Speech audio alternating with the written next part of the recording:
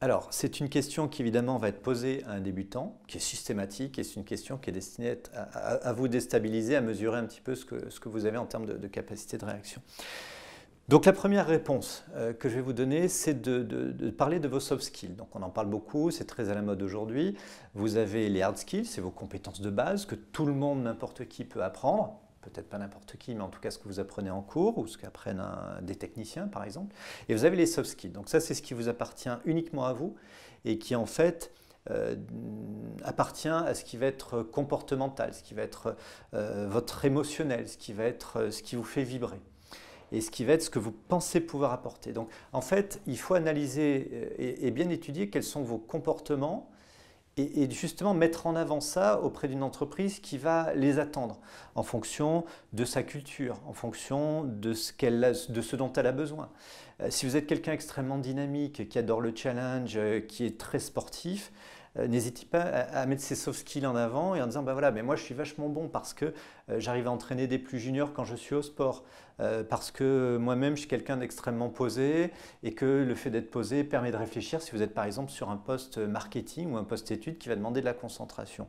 Ou alors vous pouvez dire bah voilà, moi j'ai également dans mon comportement, je suis extrêmement extraverti donc je peux travailler dans les ventes par exemple et donc je suis parfaitement cohérent par rapport aux besoins et à vos exigences. Le deuxième point à traiter, après les soft skills, ce sont vos expériences extra-professionnelles. Donc effectivement, vous n'avez peut-être pas beaucoup d'expérience, mais mettez en avant vos expériences en termes de stage. Vous avez tous fait des stages, mais n'oubliez pas aussi ce que vous avez pu faire en job d'été ou en job, tout court. Donc un job d'été, ça vous a permis d'apprendre plein de choses. Si vous étiez dans un magasin, bah, vous avez fait de la vente. Si vous avez fait une formation BAFA, vous avez appris à faire des présentations, à animer des équipes de jeunes. Donc tout cet apprentissage informel est extrêmement important à mettre en avant.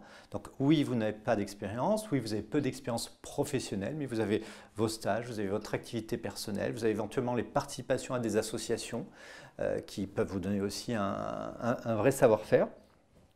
Et puis vous avez donc tout ce qui est sportif, donc ça fait partie des choses que vous pouvez mettre en avant, également d'ailleurs dans votre caractère, et dire bah voilà, moi je suis un sportif, j'aime bien la compétition, et c'est le genre de choses qui peut plaire à l'entreprise. Ensuite, vous avez un troisième point, qui est un point qui compte énormément pour l'entreprise en fait, et qu'on a toujours tendance à négliger, c'est tout simplement la motivation.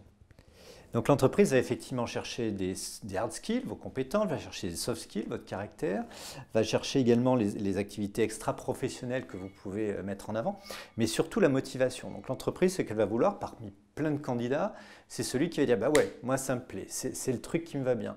Donc j'ai envie de venir chez vous parce que vous avez telle culture, parce que vous avez tel fonctionnement. » Moi, quand j'étais directeur marketing et que je recrutais, effectivement, c'était un des points qui était extrêmement important.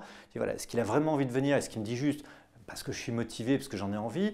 Ou est-ce qu'il me dit, bah ouais, parce que je l'ai toujours fait, parce que c'est ça mon projet? Donc, très important de structurer votre approche, de savoir, de connaître le secteur quand vous allez en entretien, de connaître l'entreprise, sa culture, et de pouvoir dire, bah voilà, moi ça match.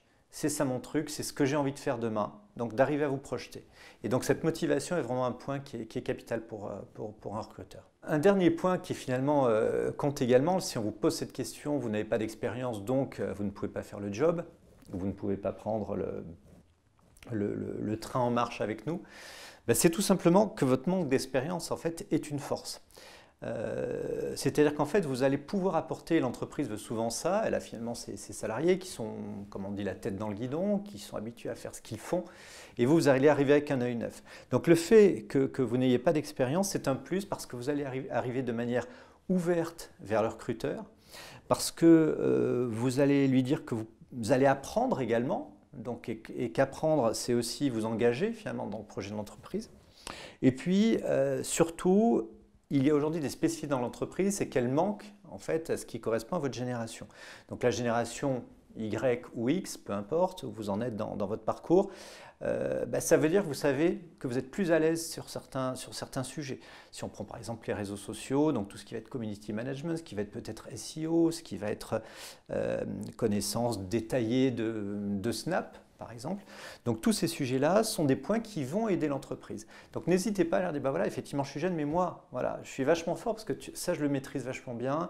Et puis à nouveau, on revient toujours, je le fais dans une association, je le fais pour mon club de sport, et donc ça je le maîtrise. Et l'entreprise va vachement être intéressée par ce genre de choses.